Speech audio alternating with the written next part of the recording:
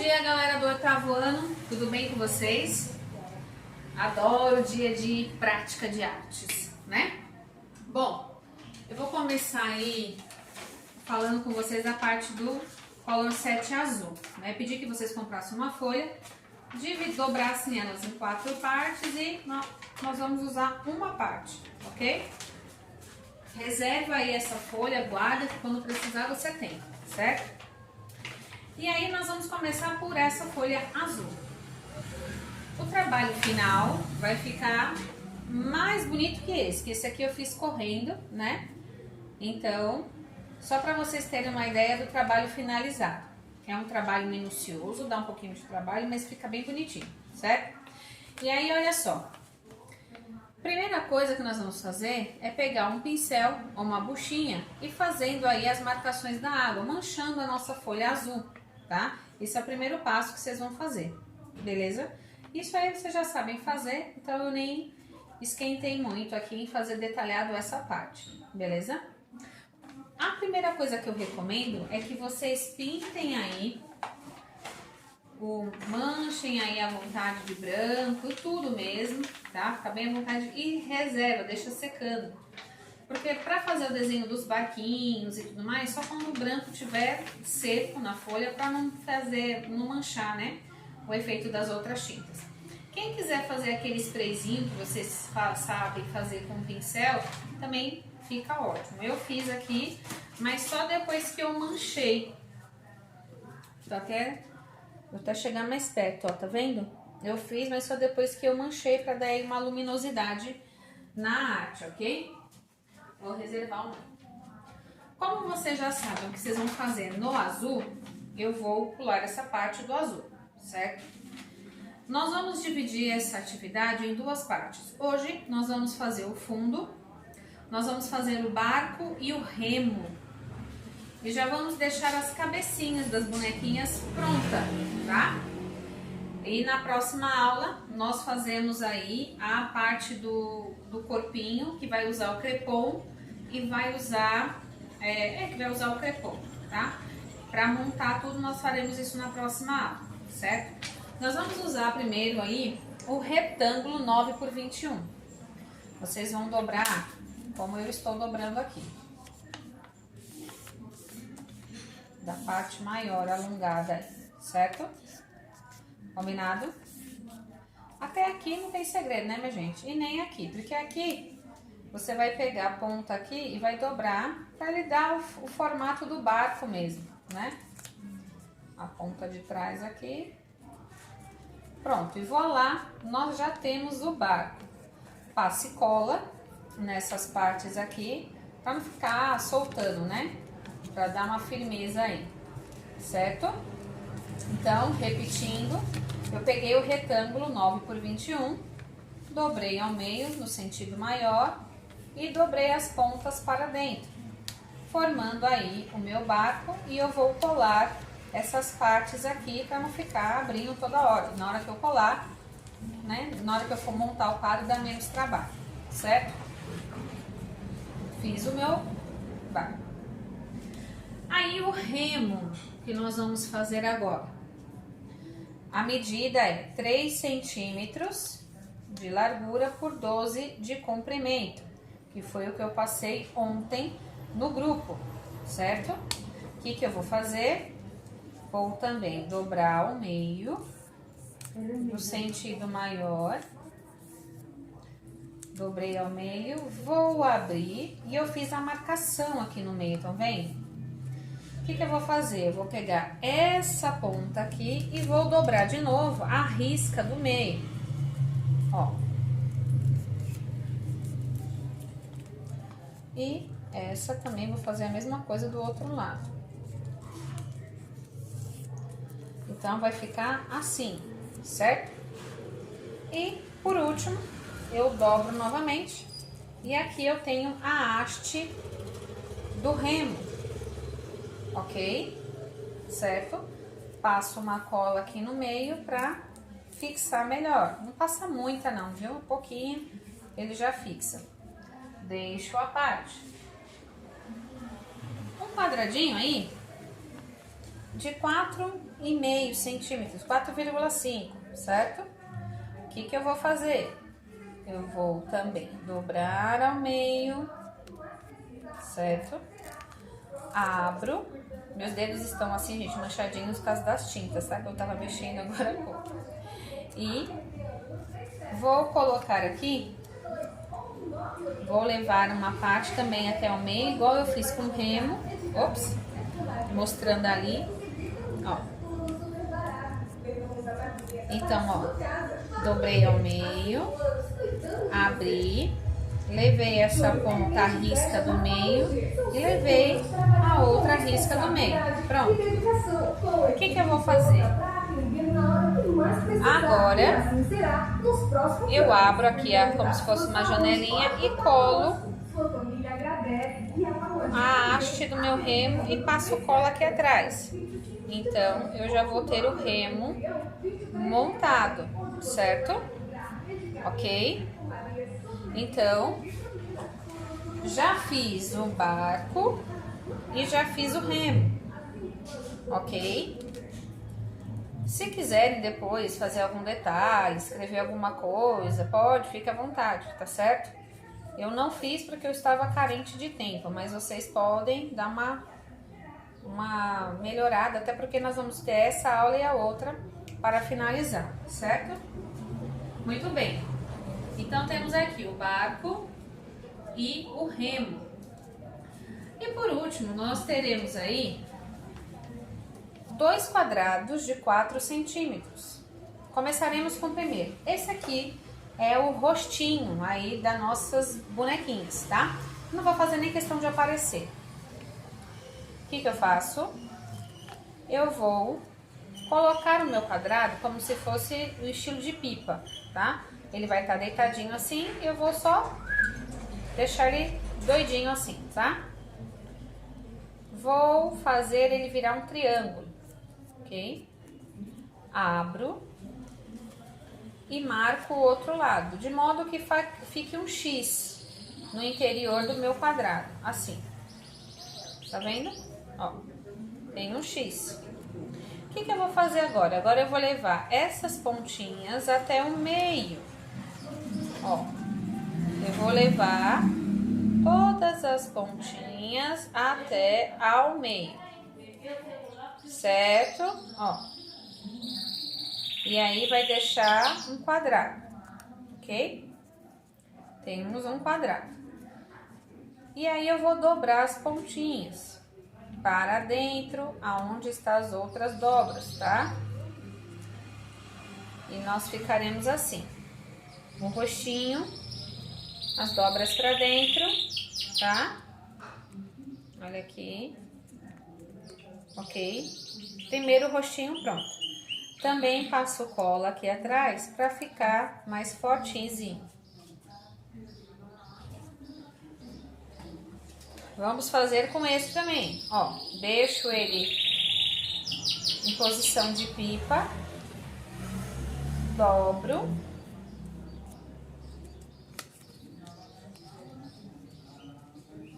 dobro de novo, abro. Ó, fica o formato do X e vou levando aí as pontas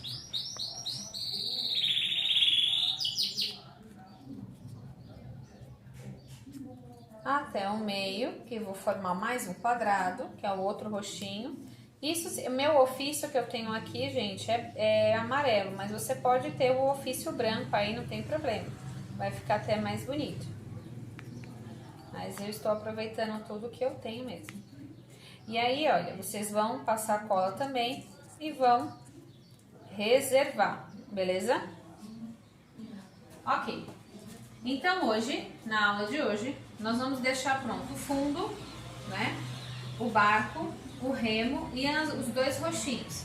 Na próxima aula, nós vamos fazer também os bracinhos. Vamos começar pelos bracinhos e vestir, tá? Que é um pouquinho mais complicado. Então, por isso que eu achei melhor dividir essa dobradura. Mas guarde essas dobraduras no lugar que vai ficar bem guardadinho para que você possa usar, dar continuidade na próxima aula, tá certo?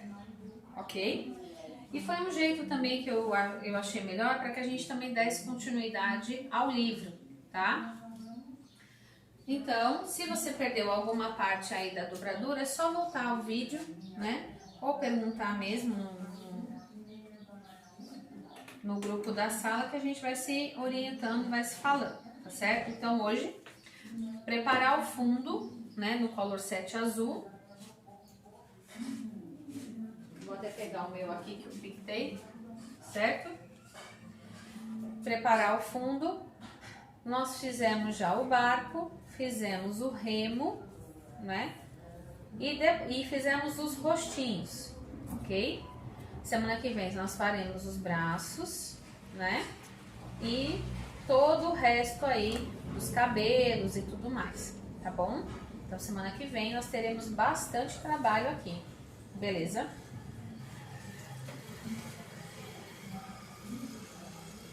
Bom,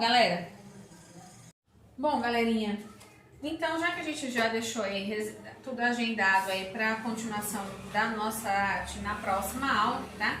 Até que também dá tempo aí dos atrasados, né, se colocarem o material em dia, aquele que não fez ainda, né, que não comprou, dá tempo ainda, né? Então coloque o livro de vocês na página 144, nós começamos a falar, apesar do nosso capítulo se chamar Impressionismo e Pós-Impressionismo, nós começamos a falar sobre o impressionismo, sobre o momento em que ele surgiu na França, o momento de transformação, né? O momento aí em que a arte começa a ficar desconectada do mundo real por motivos políticos, né? Vimos aí que os impressionistas iniciam como se fosse uma sociedade, como se fossem os pré-rafaelitas, né? Eles eram meio que desprezados aí pela escola acadêmica. E começamos a falar aí de Renault. Renault, que vocês colocaram bastante informações sobre ele, músico, etc, né? Não tinha condições financeiras, o que a maioria desses artistas dessa época, né? Inclusive Van Gogh, extremamente pobres e fizeram sucesso aí depois que morreram, né? Vamos ler aqui o que o livro fala do Renault e aí nós vamos falar aí do Monet, que é um cara também sensacional, que eu gosto muito, não tanto quanto Van Gogh e Frida, mas gosto também, né? Vamos lá, página 144, os últimos 3 parágrafos, tá? Muitas das obras de Pierre Auguste Renault representavam sua própria vida cotidiana, lugares que frequentava, círculos sociais de que participava e atividades que praticava. A questão para esse artista, no entanto, não era o objeto ou local retratados em cena, mas os efeitos que a luz natural produzia neles, uma vez que pintava ao ar livre. Dessa condição, ele extraía o desafio do qual os impressionistas mais gostavam, aprender a luminosidade por meio da pintura. E aí ele coloca aqui, né, pra gente observar essa obra, Almoço dos Remadores, que traz aí o círculo social do artista, como a sua noiva na época, né, no canto esquerdo brincando com um cachorro. E também o pintor impressionista Gustave Caillebotte, o homem de regata branca e chapéu amarelo no canto direito. Observe como as pinceladas curtas e soltas dão integração, dinamismo e movimento à cena. O cachorro, por exemplo, não tem formas definidas, mas para o nosso olhar, em razão da ilusão de ótica, vemos perfeitamente de que animal se trata, né? Que é realmente uma técnica, né, dos impressionistas, essa pincelada curta, meia desinforme, mas que aos nossos olhos nós não percebemos essa desinformidade, né? Nós conseguimos perceber o cachorro, né, etc. Além disso, também é possível notar que o brilho se faz presente na tela, sobretudo nas vestimentas e nos objetos brancos pintados por conta da luz, né, minha gente? E com os efeitos de sombra com cores claras trazem grande luminosidade. Por meio dessas técnicas aplicadas com maestria, Percebemos como, para Renoir, assim como para os demais pintores impressionistas, a apreensão da luz, o objeto retratado, era mais importante do que ele próprio. Então, a luz é a principal característica aí das pinturas impressionistas, né? Falamos aí da semana passada um pouco da vida de Renoir. Alguns alunos me ajudaram a pesquisar, mas essa semana eu vou fazer diferente, porque eu acho que a gente tem que mesclar os tipos de pesquisa, né? Hoje vai ser individual. Hoje, cada um, né, vai pesquisar aí a vida do Monet, né? Claude Monet. Vai pesquisar a vida, como era, como ele vivia, como ele pintava, suas técnicas, tudo isso vocês vão pesquisar individualmente e vai deixar registrado no seu caderno de desenho, tá? Não adianta fazer Ctrl+C, Ctrl+V, tá? Já vou logo avisando, hoje eu quero escrita no caderno. E caprichem na letra, que vocês estão em casa, mas eu tô recebendo umas coisas muito esquisitas escritas. É como se vocês tivessem esquecido como se escreve. E eu não quero não, viu? Essa garra não cheira não. Escreve devagar, para que dê para entender a letra de todos, tá certo? Então vamos lá. Monet. Como o nome Monet já diz aqui, a paisagem Monet. Monet gostava muito de pintar paisagens. Obviamente, paisagem nós pintamos ao ar livre, obviamente aproveitando a luz propícia do momento. Ou seja, se é de manhã, eu vou aproveitar a luz da manhã. Se é à tarde, eu vou aproveitar a luz da tarde. E assim sucessivamente, até o entardecer, né? Claude Monet também pintava em ambiente externo, muitas vezes ao lado de Renoir, de quem foi bastante amigo. Sua obra sofreu influência da gravura japonesa, ukiyo-e, principalmente por conta das cores vivas, dos contornos simples. Essas figuras em um mundo flutuante, como são conhecidas, inspiradas também no estilo de pincelada de Monet, que em suas telas não dá a impressão de uma aparente unidade em um todo na pintura, que não permite a divisão nítida entre o fim de um objeto e o início de outro. Observe como Monet, em Um Lago das Ninféias, Harmonia Verde, esse aqui é um dos quadros mais famosos de Monet, né? Fez a transição dos elementos sólidos, mata para o líquido, lago, sem divisões claras por meio das pinceladas curtas. Não há definição de formas e a linha já não é o elemento mais importante na obra. Para orientar-se pela luz que muda a cada instante em ambiente externo. Note como o pintor trocou o contraste de preto e branco por cores luminosas. Então, aqui nós percebemos já uma característica, né? Que seria interessante vocês pesquisarem também a influência da gravura japonesa nas pinturas de Claude Monet, né? Ele também gostava muito de pintar aproveitando aí a luz do dia, né?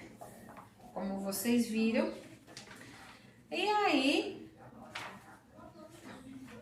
na página 146, nós também podemos falar aí de Degas, o Edgar Degas, e da Camille Pissarro, aí, a mulher aí no meio dos homens, aí, uma mulher impressionista, tá?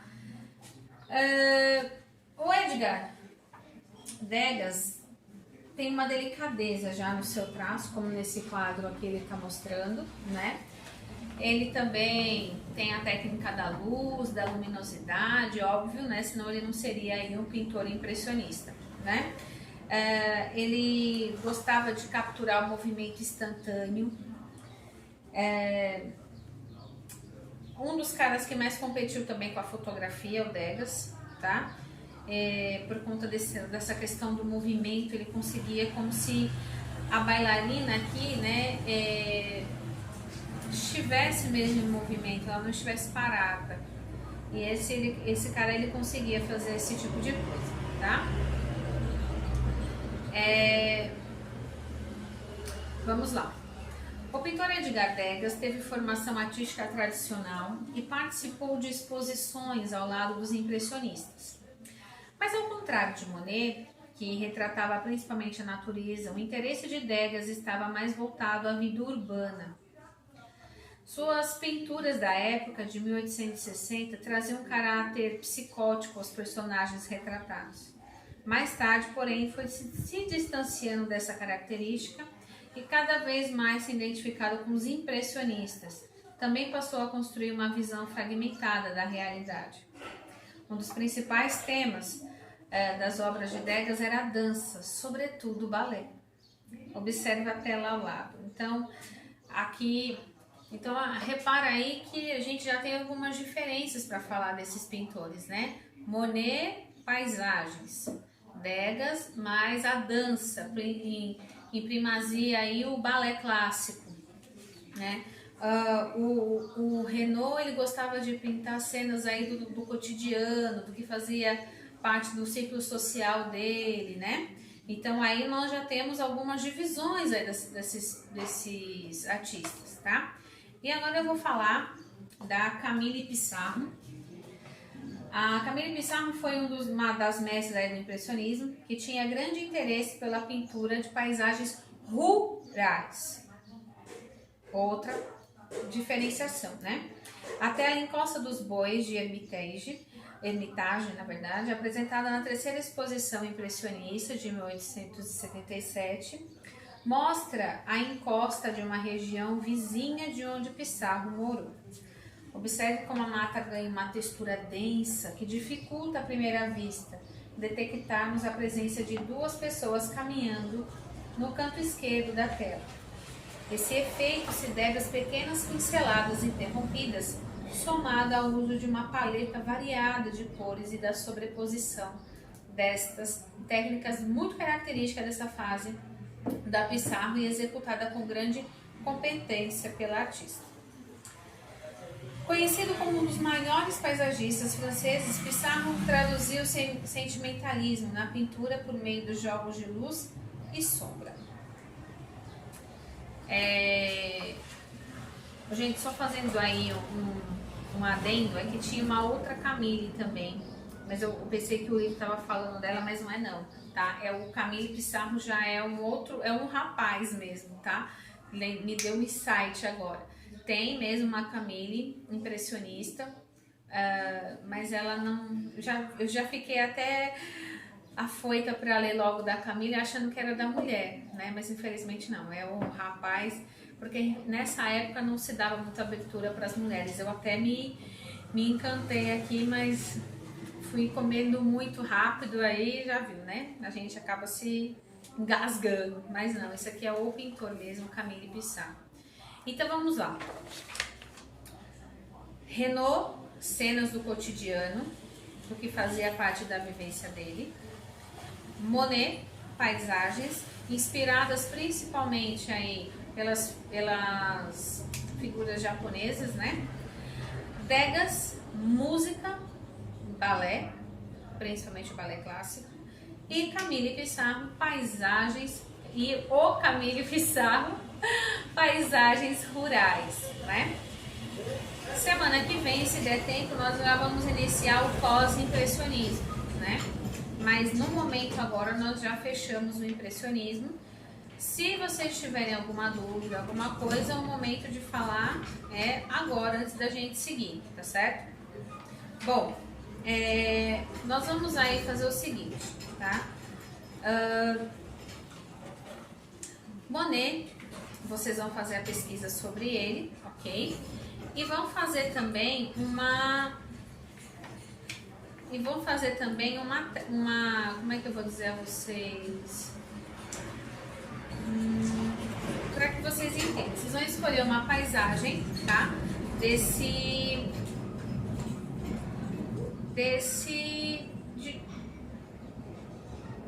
Eu tô tentando achar uma palavra, peraí, gente. Vocês vão fazer uma paisagem ao estilo de Monet. Vão pesquisar aí, porque tem várias paisagens dele, várias. Essa aqui do Lago das Ninféias é a mais famosa, mas existem outras aí de Monet que vocês vão encontrar aí no Google, tá? Então, além aí da gente fazer as nossas peças aí das nossas dobraduras, vocês vão registrar a pesquisa sobre Monet e vão fazer um desenho aí de uma das obras dele.